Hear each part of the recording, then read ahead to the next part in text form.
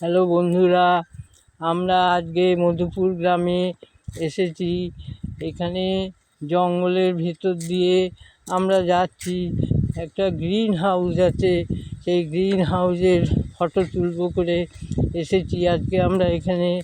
দেখো, এই সামনে পুকুর, কত সুন্দর, গাছপালায় ভরা মনোরম পরিবেশ, কি ভালো লাগছে। কত সুপারি পেড়ে রেখেছে এখানে, সবাই সুপারি হয়।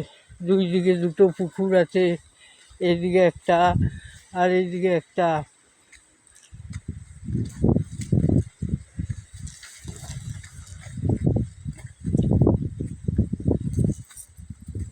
এই যে গ্রিন হাউস, এখানে আমরা ভেতরে ঢুকবো এবং তোমাদের দেখাবো। এই পুকুরে মাছও আছে।